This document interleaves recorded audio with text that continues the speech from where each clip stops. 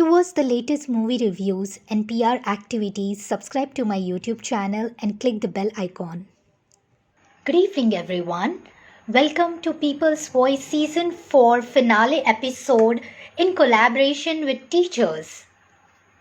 The best teacher in the world does not give answers to all your questions. Instead, they spark within you a desire to find answers yourself. Hello, everyone. It's been a great journey. Today is the last episode, and I am so grateful for all your feedback, comments, and hopefully next season we will come back with another theme with another kind-hearted speakers like always. And we are just on time, and I can see that our speaker is in the chat room. So let's send her invite and start our teacher's conversation. Hello, everyone. I hope you had a great time watching this series. Hi, Paddy. Hello, how are you? Can you see me and hear me okay? Yes, we can hear you and see you very well. How are you doing? I'm doing very well. How are you? I'm doing fabulous. Looking at you, I am feeling better now. Oh, well, I think you're just saying that, but thank you. I'm on my phone. This is my first Instagram live chat. So, you know, I'm an old dog. They say you can't teach an old dog new tricks, but actually you can. And I'm glad that your first time is with us in People's Voice. Me too. I'm very happy to be here with you today. Paddy, before we get into our conversation, let me just introduce briefly to all our viewers to you. Okay. Just give me a few seconds. Paddy Kennedy. Paddy Kennedy is a principal for Kennedy Communication Studio International, Canada. Paddy has been in the business of developing individuals for 49 years now. She had taught kids all the way to the CEOs and ambassadors. Before 2008, she had taught ESL for many years and created her own system for accent reduction and have taught mainly adults from 91 countries. Her entire professional career has been one of the teacher, trainer, coach, and a mentor. Originally, she is from Vancouver, Canada, and now she resides in Oman. Paddy, warm welcome to People's Voice finale episode. Well, thank you very much. It's really an honor and wonderful to be here. And I was thinking earlier when I first met you, when you picked me up at the airport in Kuwait, and we had that wonderful chat going in from the airport. I was thinking about that today. It's a fine memory. Yes, that was a lovely conversation in that traffic jam. I can never forget that incident. Yeah. But it was a lovely memory, as you said. Paddy, let's start with a short introduction, a bit about your journey from the very beginning, because we all can see now that you had a great career, a long, great career. So if you can start from the very beginning and introduce in your own words. Well, you know, I first started teaching professionally when I was 19. Now, I had grown up, I'm a Canadian, and if you know anything about Canada, we all skate on the ice. Some play hockey and some figure skate, and I was a figure skater. And I had actually trained for the 1972 Olympic team. I didn't make the team, and after I retired from being an amateur competitive skater, I was very disabled. The skating had really been very hard on my body. So I retired from skating, and I began to teach. And I began teaching, as I say, at 19, although I always knew I was going to be a teacher because when I was about 17, I started reading books on the art of teaching, and I started reading textbooks on teaching because although I always thought I was going to be a professional skater, there was something in me that I knew I was going to be a teacher. So I taught for a number of years, but this illness that I had continued to disable me, and I ended up not even being able to teach skating. And you can imagine, after a whole life of training and just a strong desire to be a teacher, I had to find something to do. So I worked really hard. I went through a difficult time. I taught number of body movement all kinds of things. But I always had this thing about communication. Ever since I was a little girl, when I was just in the second grade, I used to go on a radio show that went all across the province that I grew up in Canada, and it was on language and articulation and speaking well. So I always had this thing about communication and speaking. I had a mom who insisted that her children be well-spoken. So when I got back on my feet after losing my skating, I began to work with university students, people doing master's degrees and PhDs, and helping them know how to write their theses and their dissertations. And then I realized, well, now I have to teach them how to defend this. So it started out teaching writing and then teaching how to speak. And then I lived in France. I've lived in so many countries in the world, and I've always taught English. So I've always been teaching something for the last 49 years. That was a wow experience you have, Paddy. I'm so proud of knowing you now. I am glad that I know such a personality who have a huge experience in this beautiful field of teaching. Yes. Hats off to you. I mentioned, Paddy, in my introduction for you that you have created your own system, accent reduction, it's called. If you can elaborate on that system, I'm sure people out there are eager to know something about accent and accent reduction. So if you can just throw some light on it.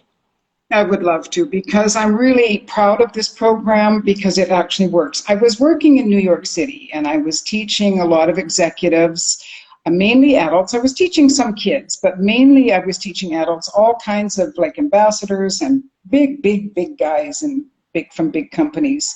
And I was teaching them accent reduction out of the textbooks, and it wasn't working. And I started to get really frustrated because no matter what I did, they would be good in the class, and then I'd run into them on the street, or I'd see them at the next class, and it was like everything we had done was forgotten. And this bothered me. So one day I was working with the wife of a high-level executive, and she and I had become friends. And so for Christmas, because I taught her for a couple of years, and she still spoke like she just arrived from France last night, even after all these classes. So for Christmas, I bought her a big anthology of American literature, and she would read it out loud. And we got to this story by the great Black American writer Richard Wright. And the story was called The Man Who Was Almost a Man, or The Man, I can't remember the name of it, very well known. Richard Wright's a very well known writer. And it's written in Black American dialect. So it was like, well, mister, I guess I'll go now. And she would read it, and all of a sudden there was no French accent. So then I gave it to a Russian and a Chinese and a Spanish, and I gave it to everybody. And when they would read it out loud, their accent would go. And I thought, what is this? So I went and I did a lot of studying, and I discovered that the rhythm patterns, the musical patterns of a language can be traced back to the indigenous music of that culture. And the indigenous music of American or North American English is jazz. That's why when I gave her the Black writer written in kind of their jazzy shoulda, coulda, woulda rhythms, it disappeared. The accent disappeared. And so then I started to study more. And I love jazz music, so this was like, hey, yay, I get to study something I love. I discovered that there are 3 notes in the English language. I discovered that English is what we call a beat-driven language. So I made this program called Accentuate the Beat, because there's 3 principles. Accent is not your problem. People think, my accent is bad. No. Accent is your soul. If you look at people like Jackie Chan, the Chinese actor who's in as soon as that man opens his mouth, you know he comes from China. No mistake about it. But you understand everything he says because he speaks in the jazz rhythms. He speaks in the rhythms of North American English, but he still sounds Chinese. So his accent's not his problem. The problem was they didn't know the rhythm. My students didn't know the rhythm, the musical patterns, and how to work these 3 notes. What do I mean by 3 notes? The word banana, organize, ba-da-da, ba-da-da. There's a rhythm to it. And as I began to teach the rhythm, boom. So I don't ever try to get rid of the sound of the mother tongue because that's like getting rid of the soul. And I don't want people to apologize for their accent. I just want people, if you're going to speak English, especially standard business English, which is based on North American patterns, then you need to know the rhythm. And you can drum it all out, you can hum it all out, and then you say it. So I created this system called Accentuate the Beat. There are rules, very easy rules. And I never use the textbooks anymore. I wrote my own textbook. Because when you use the textbook, you use your eyes. But when you want to speak the language, you have to use your ear.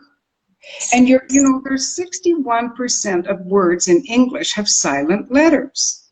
So if you're going to try to pronounce what you read, you're going to be wrong 61% of the time.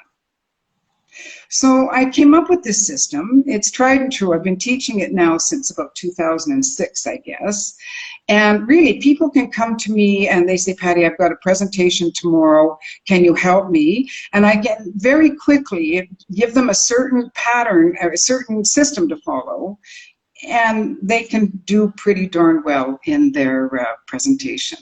So I'm very pleased with it. I'm very happy with the results of it, and so have been many clients. This was the work that got me into 91 different countries, was the accent. I'm sure the system is really useful for many out there to not get rid of accent, but to use it in a rhythm, as you mentioned, in jazz rhythm.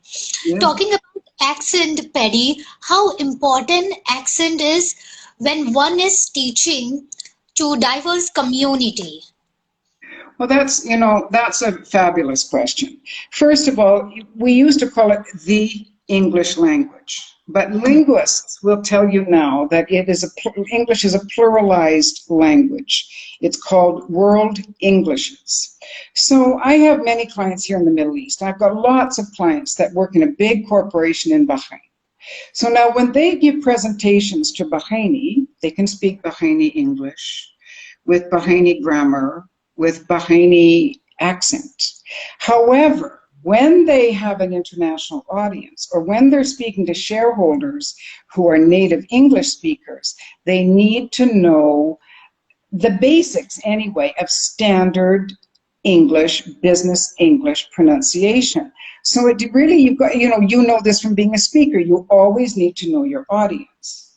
So when you have a global audience, then you really might want to speak more in standard, universal, or business English. But if you're just speaking to your own people, you can speak in your own accent because they will understand you. As a matter of fact, if the Bahraini start to speak to the Bahraini with my accent, they'll say, what happened to you? Who are you?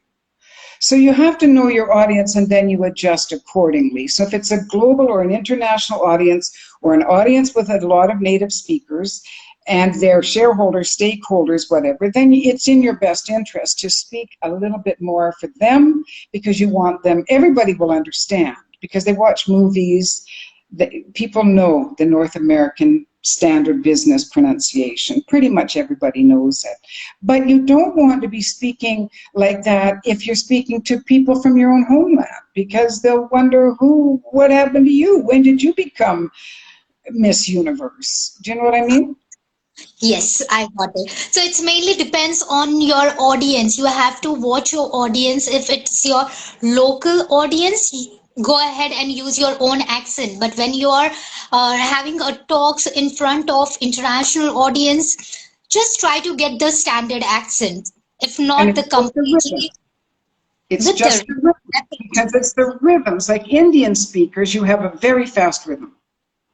yeah. And so you have to slow it down and think and speak what we call thought groups. It's very simple to understand and it changes the sound right away.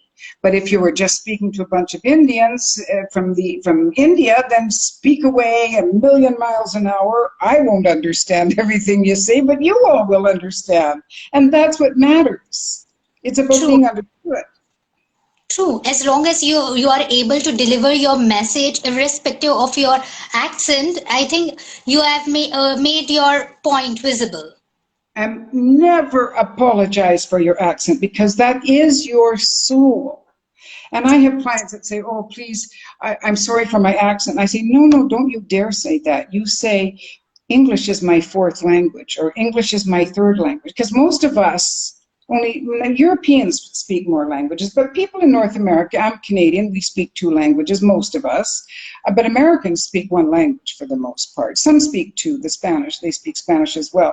So don't be apologizing that you have an accent. Don't be apologizing for the sound of the language that your dear mother gave you when she rocked you in her arms.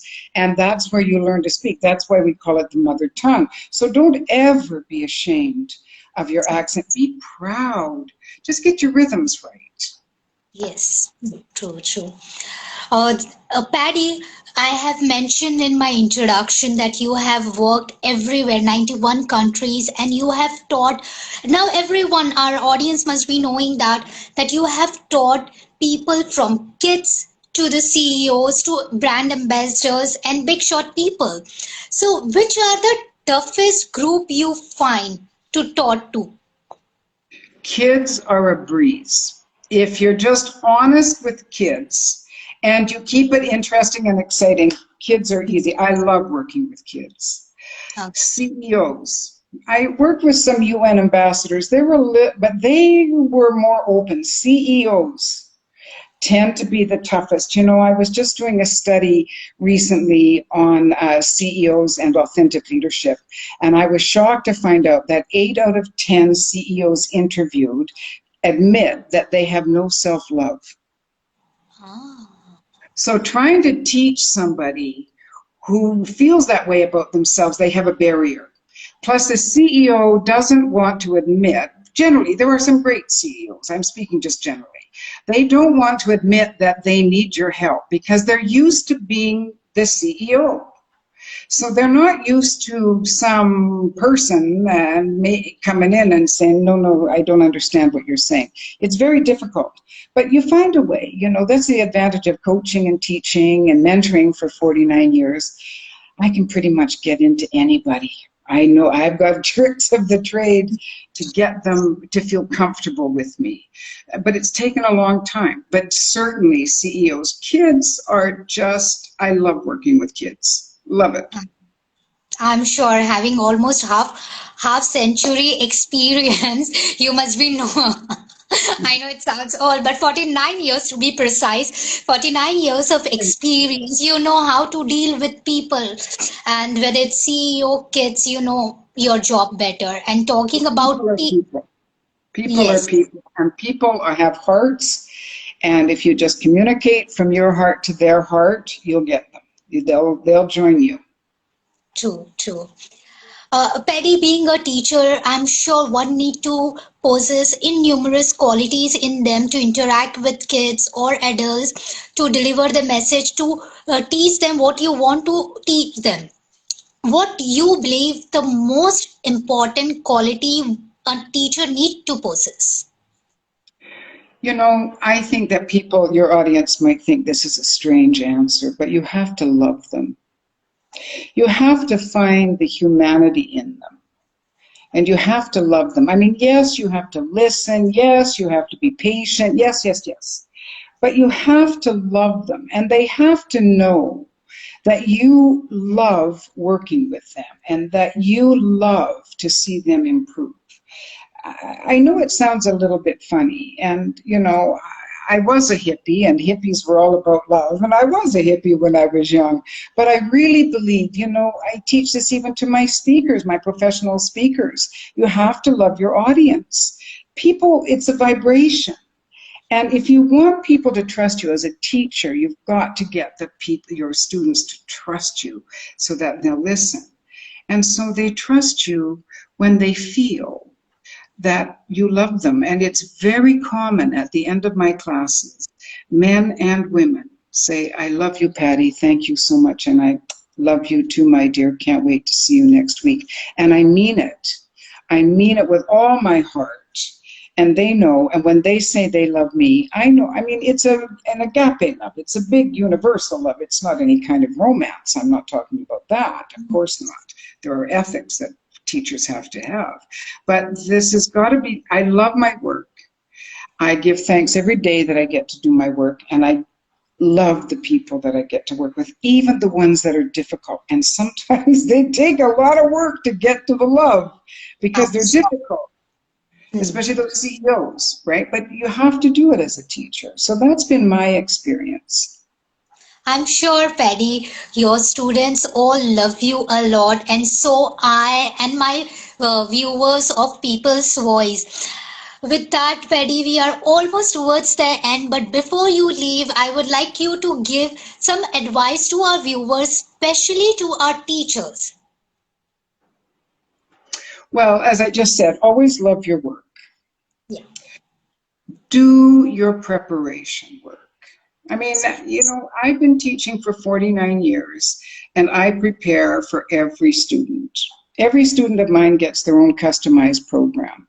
And even though I may have taught this exercise, I don't know how many hundreds of times in the last 20 years, I prepare and I prepare it for that student. And I think, the other thing is now I know if you work in an institution, it's harder, but I work for myself. So I work 3 weeks on and then I take 1 week off teaching, and that's called my quality control week.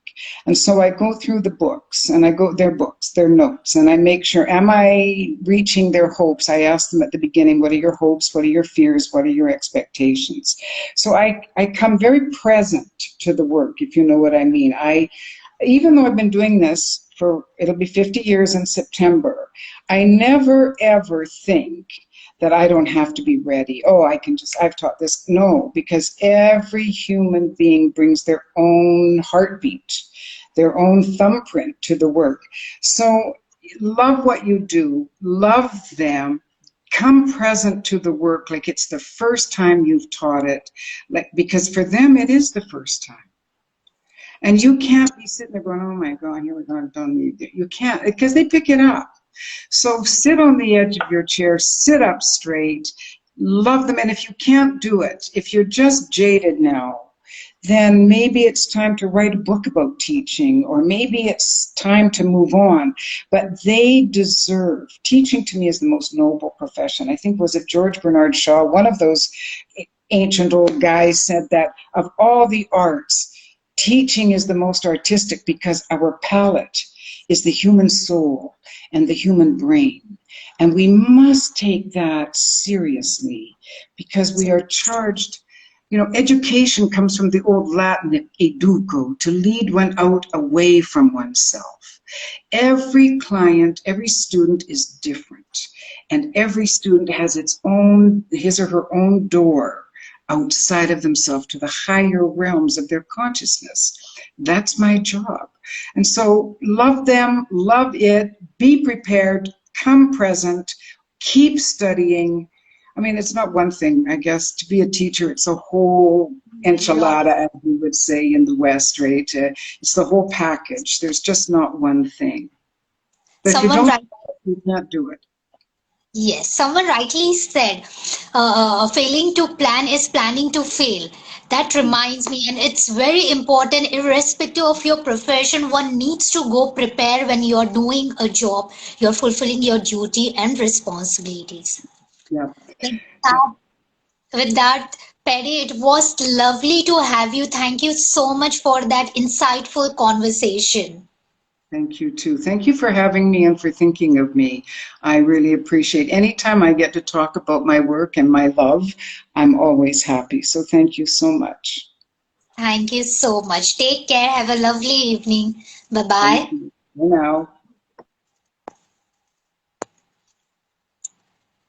So that was a great, insightful conversation with Paddy Kennedy. I hope you all enjoy season 4. Today was the last episode. I had a great time. I had a great journey interacting with teachers, knowing their experiences.